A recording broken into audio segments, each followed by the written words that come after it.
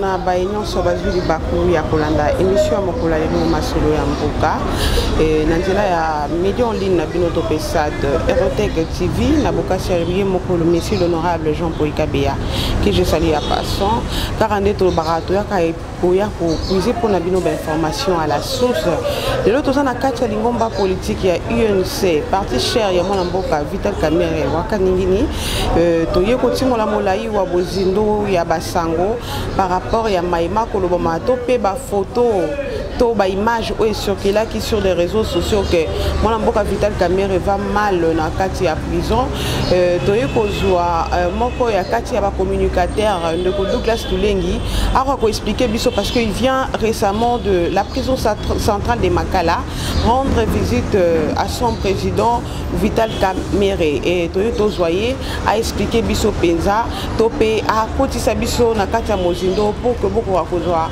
ba information véritable car ande to lobaka ko puiser à la source c'est notre domaine mon mboka Douglas Tulengi mbote na yo mbote madame Fallon bonne santé oui santé ça un système la pièce contre pièce to va qui dossier mambo vitamine dossier mon Covid parce que pourquoi parce que juge o akonaka Vital Kamerhe a démontré biso ba pièce au Kamerhe bela mbongote et puis avocat république bazaki incapable de démontrer biso mbongo Kamerhe yibaki or ndeko Jamal andimaka ngai monsieur Jamal nazo 57 millions de dollars na mbongo nazo ngai Jamal na tindia ba collaborateur na ngai na Luxembourg précisément na Turquie mais to moi était bisika o juge à la que non mbongo apesaka Jamal atindela ka pe contrepartie Vital Kamerhe ba c'est biso ya ngote ndeko jeune muima mbongo ya zo 1 million 200 quelques de dollars pote a de données biloko azwa biloko a de données yango et banda ko ndeko muima de kana ko de données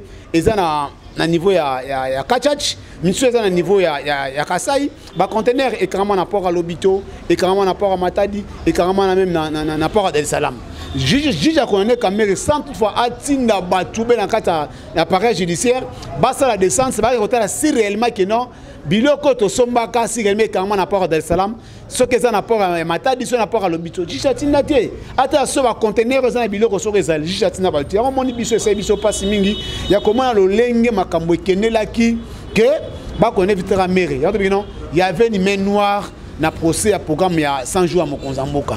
Il y a certains détracteurs, il y a pouvoir autres gens bango ensemble pour te bannir Vital Kamerhe pour te caméras dans la course à 2023. Et on te bien au niveau appel, il faut faire ça biso ba pièce au caméra belaki mbongo parce que au niveau pénal, les alinde pièce contre pièce. Comme on décortiquer pièce contre pièce pour que Balandio Barolanda Bisso Bakwa Pena Koyeba sur pièce contre pièce ces années.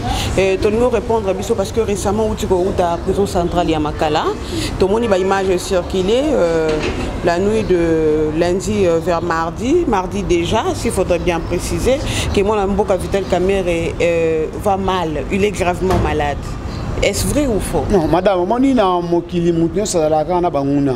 Atanga on va bien beli batalo ba Douglas atana bela Douglas azobela so moi j'ai ta photo la moya kala on a même avant na 2010 ça derrière na INC ba photo moya kala vous comprenez na otaki prison jeudi passé c'est comme jeudi à lobby dans d'autres une semaine na coûté mbutamutu Kamerhe président na biso maire li aza espèce au Zénith façon na sola qui na ndima écouter na tena ndeko papier okata o azali prisonnier politique o bakangi depuis bakangi juste près du contraire dossier na traité ko sambate et lo bakangi dossier baté plein azo mo na té porté disparu et comme il ne fasse pas ministère public parce que mutu afunda ke azo se représenter donc ne président Kamerhe azali ne malamu azana sate moko o na ndima écouter et puis na kuta ki a fortifier même na maloba nzambe to bonne na mingi po na ye apesinga ba conseil mingi po na parti vous comprenez donc Vital Kamerhe aza mutu aza icône aza monument mais bato baza mité mabe nde batamusi ba photo o image ya kala o etia aux akuta non etanate mutabelaka ta kota ki prison et biskona tra ko kota biskante nde abelaki asai mo malaise mais mizo ba Vital Kamerhe aza na bon état Moi, je Vital Caméra est en bon état. Toi qui n'a source pour sur la nouvelle information, ce faux, ma photo est circulée dans les réseaux sociaux. Dernièrement, pour tu peux faire circuler ma photo à Mamie, il est là. Beaucoup de respect que j'ai pour ma grande sœur. Bah, il va banda pena ma sola presse liboso. Ya Mamie, il est là koufité. Bah, ta photo mobenga tellement ébélée à sa vivante. N'engé pelle le samedi moi n'amboka Vital Caméra. Moi n'amboka Douglas Toulengi tozongelio. Bolengeli marche mokola le 24 juillet. Le même 24 juillet, wana tomoni peli sousou que avocat et moi n'amboka Vital Caméra. Programme pour que mon avocat Vital Caméra côté les malibosa coup d'appel à Kendeko Samba et marche ou les adieux à quoi. Merci pour maintenant na yo na kolingana rectifier question no madame les avocats mutacha qui programme te pour caméra sa majorité les années tribunal oyo ba saisir qui dossier moi na avocat Vital Caméra niveau appel neto ko samba mukolo wana les 24 et deuxième des choses biso na kati ya INC plutôt biso na kati ya INC ils ont ba association oyo esangana basona mwana basona mwana mboka Vital Caméra ne basona ba ndimi mokolo wana na ba camérise na ba association baza autour ya idéologie ya vision Vital Caméra balobi il faut basa la mobilisation na kata village ça va démontrer les autres ont lu le 22 bande quoi jeunesse na compte à parti ba tout ko marché ba tout ko dénoncer injustice ça manque d'appareil judiciaire parce que ba tout ko dénoncer main noire. Oh, et ça y a un appareil système sur le membre de Vital Caméra. Il y a un biso pe combat caméris, combat association unie, toko sangana le 24, toko sala mobilisation, oh toko tamba toba non na injustice. Il y a eu ça manakatia pour ça membre de Vital Caméra. Comment il bandeko oh ba konana ki bango na procès il y a 100 jours ndeko Blatiner attaqué dans même dossier mais plutôt attaqué dans même comment dire ba konana ki na même infraction. Non, Jamal, non, Vital Caméra. Mais bon, tu crois quitter Ndeko Blatiner. Pourquoi tu es la Safricas? Il y a pas de moutons. Pourquoi tu es à niveau P appel que tout le monde a Ndeko Jamal, Ndeko Vital Caméra, Ndeko Moïma, mais on va quitter Bango. Non, il y a des aux informés. Les mêmes infractions qu'on a qui Vital, qu'on a qui Ndeko Blatiner, ça j'arrête madame. Mais ça quand on est bien informé. Infraction qu'on a qui mais c'est Blatiner et c'est même infraction qu'on a ni Jamal parce que Jamal a fonctionnalité babi non à ce détournement à ça comment dire à ce détournement mais avant ce détournement il faut un fonctionnaire à l'état mais quand même n'est pas fonctionnaire de l'état c'est un homme politique à ça fonctionnaire à l'état mais tout le monde Blatiner va quitter juste que non Aza est compétent il y a qu'on saisit dossier là. Vous comprenez? Blatiner parce que ça américain il y a va quitter Vital Caméra na dossier aussi ko de bino meno dans ce dossier là. Donc c'est faut pas quitter parce que bateau justice c'est ça le musala malam. Oui juste moi parce que le musala malam parce que na niveau assez na niveau TGI Gombe. Et quand ça Gombe. Thomas qui met noir. Ba juge va démontrer biso mon caméra ibate. Même population biso ba mon caméra ibeza combien? Parce que nous avons un Jamal que mon on a 57 millions de dollars. Or, l'avocat na biso, l'avocat République, ceux qui coco, ceux qui nani na mususuana. N'est pas comme on a été, n'est pas comme on a été. République 200 000 dollars. Pour pas qu'on évite la mer. Bon, il faut mon il faut bima. Dans la preuve 200 000 dollars. J'arrive. Bazou 200 000 dollars pour qu'on évite la mer. Na ba honoraire il y a avocat et ça en première instance bah 500 dollars à 1500 dollars. Ce qui est au niveau il y a appel et ça quand 1500 dollars à 3500 dollars. Ce qui est au niveau il y a cassation. Après cassation ils allaient Nzambe. Et ça a 10 000 dollars à 15 000 dollars. Mais tout l'avocat bazou 10 000 dollars en guise de quoi? Après cassation Nzambe. Le soir avec cassation Nzambe face à la RAC. Vous comprenez? L'avocat bazou 200 000 dollars. Besoin en guise de quoi? Et à la veille, on connaît Vital Caméra les 20. Vous comprenez? Mon et Binara Bank le 14 mai, sur la bosse, le 14 juin. Le 14 juin. Nous avons abordé on a repéré ça yo. Non, il y a des repéré ça yo. Na kola ki sa yo, na kola ki sa. Ngana des fractions intellectuelles. Oh caméra commune une détournement intellectuel. Nous avons pièce contre pièce. Il y a 200 000 dollars. Au avocat qui m'ont pas condamné Vital Caméra. Et nous condamnons cela. Parce que honoraire avocat, notre émission à sa droite, mais nous avons une notion élémentaire il y a avocats parce qu'ils sont entourés avec les éminents avocats au sein de l'INC. Les maîtres Kabila, mon frère maître Basile Mpoyo, maître Amis, Basamo Ebele, Nakata INC. Vous comprenez? Donc, l'avocat ne faut pas besoin de Sambo Bazuya, Bakeba Kongoman. Caméra, Babi a dit 57 millions $. Bah, ça dit sur la preuve, mon caméra Iba. Jamal Azam Abinga, mais c'est Jamal Azam Bongoza, 48 millions $. Oyo, ni se plus afundé la bisoté. Ezali 57 millions, 9 millions Kenda. Na la 9 millions wana. Oh, ministère public qui est incapable de démontrer biso 9 millions bisri Kenda. Oh, ba maleme, oh ba juge, basan ko démontrer biso 9 millions bisri Kenda. Oh, ba avocat république ba $200 000. Ba kan ki munno ba ko ba 9 millions bisri Kenda. Oh, moi ma 57 millions $ et non 48 millions. Nous avons moi za jama binga za mbongo na tia ba mbongo ba compte ba na ngai na compte ba collaborateur na ngai. Après ça ka pe mbongo te, ba pe so ba pièce wana. Bah, ça biso baza na 4000 pièces. C'est 4000 pièces. À ta pièce, mon côté, va démontrer biso. C'est ça, il y a une plan machiavélique. C'est ça, on a fait ramener un jugement diabolique. Pour te battre qu'on évite la caméra. Pensez-vous que nous avons une cour d'appel pour Samba? Est-ce que va diminuer ou soit va non, madame. Et vos apaisements.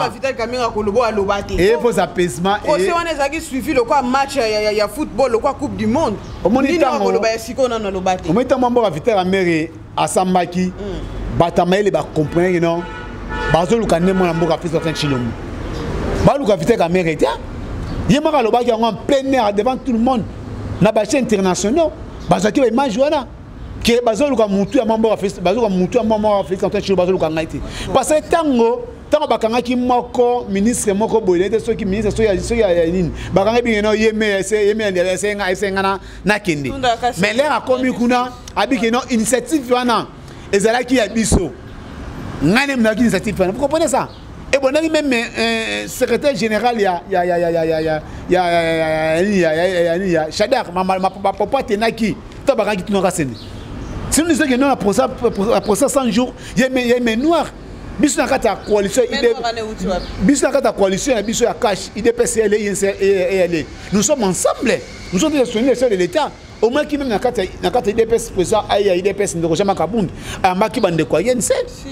Pour la unité ya coalition et bis cash comme plateforme politique. A maki délégation une délégation forte et quand même na membre docteur Selemba. Oh, moi, je suis un peu qui a représenté. Na Berlin, na biso akende kuna. Kosola masolo ya cash, to le ni cash comme plateforme politique, to le ni cash to za uni.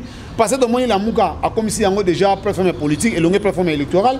Tout le monde FCC va na plateforme électorale, va commis yango plateforme politique. Nde biso pe senga na biso to sanga to kuta na coup de chapeau na initiative na bande na IDPS ndeko Jama Kabund na bande ko ya INC. Non, quand tout le papa quoi. Quand tout le papa non.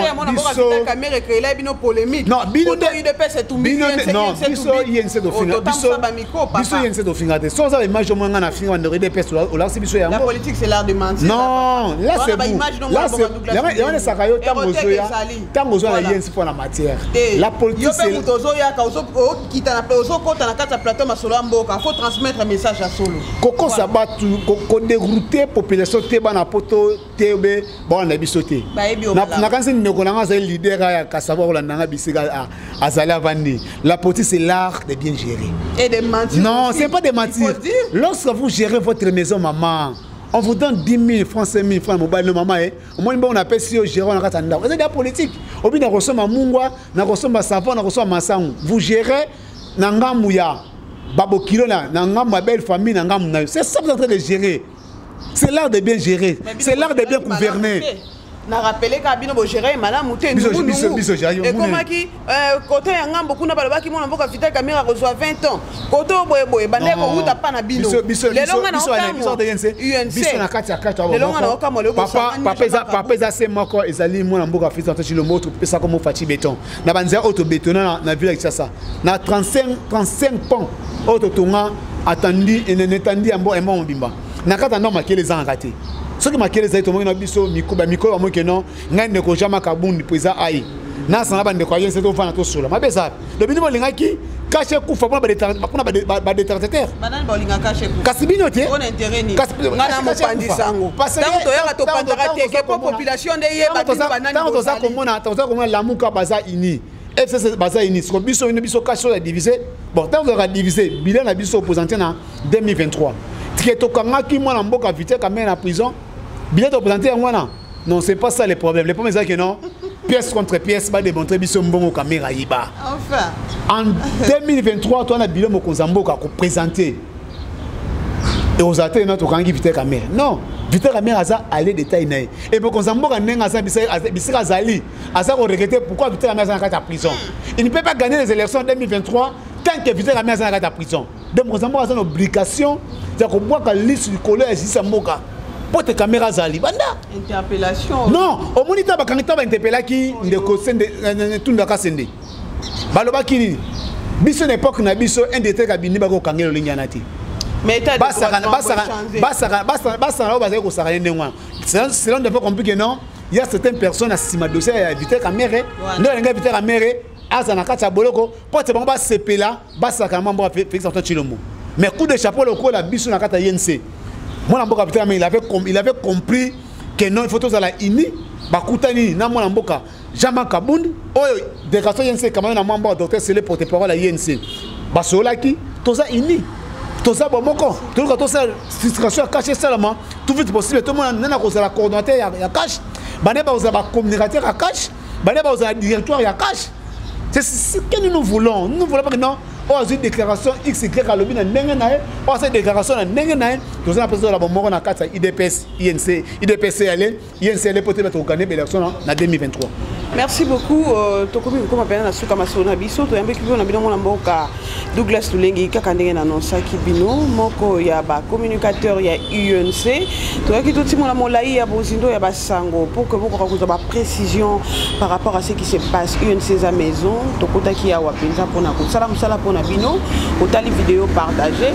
Et nous avons aussi un de Jonas Sanga. Tout ce qui se passe ici, tout le monde a politicien, va comme Balamalo, là, lobby, lobby, alors, baki na caméra, tout est collé. Aleki liboso awangani devoir de mémoire il faut y rattraper bango mona mboka Jonas Sanga salisa biso pour na makambo wana en fait que tant to lo bato tila bango ba image et bon ba kanga monoko pour batila résoudre bien population o yelanda bango mona mboka Douglas Tulengi maloba ya suka pour na émission mokola lelo to zongela yo et je pense que le 24 to za na bi oui maloba suka que normalement le 24 to ben si ba association so o eza ini autour ya mwana mboka vite caméra aussi dynamique caméra leader oyo ndeko na ngai bien fanga oyo akambaka yango baza mo ebele kuna aussi pe soutien biso ya moteur bazali photo ebele pona ko soutenir mboka vite caméra parce que là tout ça ko dénoncer quand à qui mboka vite caméra et puis le 24 juste dans 200 mboka vite caméra aïba ko c'est la kaka droit à limbola biso droit à montrer biso mbongo caméra yeba c'est ça les problèmes c'est ça les sous-bassements na matière pénale qu'on connaît moutouté sans tout faut dans sous-bassement bon ça ba pièce de traçabilité que non oyo caméra yibela mbongo oyo caméra ba oyo ba virer là mbongo na compte bancaire na et ça te ba condamner Jamal andimanga mais c'est Jamal na zo mbongo mo na zo na tia na compte ya ba cousin na nga ba compte ba neve na compte ba collaborateur na ngai maintenant wapi mbongo caméra yiba totika bazuzi basa musana bango na biso ezali plus de 143 84 380 25 63 plus de 143 84 380 25 63 na mo le tellement rouge na bike dans les 24 peut-être biso ko mais c'est na habité bon le rappel c'est boya pe assolé était besoin d'un hypocrisie mais on l'a dit couleur à INC information on a la lamba parce que c'est mon choix voilà nous avons été avec lui moko parmi les communicateurs il y a UNC mon mboka Douglas Tulengi merci na balandimine na Erotech pe na masolo mboka na olemba matondo depuis Toulouse couple Mamoné Papouné et un grand merci aussi à Séverin Mosselo, à Méchac célèbre Balobi Binondé, vieux son Kids depuis Toulouse, je pense toujours à vous. Merci à ma grande famille Erotech Kinshasa. Là je vois Jonas Sanga. Derrière la caméra, Andy Lumisa à la réalisation, le métier noir Jonas Sanga. Il est salé à passant 5 sur 5 pour l'émission d'aujourd'hui. Bah, image comme les bino à filmer, on a monté maman. Et un grand merci aussi à mon boss, il s'appelle Jean Poikabé, monsieur l'honorable. Un grand merci aussi à Erotech. Et le Paris, on est ensemble, il n'y a pas de souci. On se retrouve la fois prochaine au prochain numéro. Au revoir.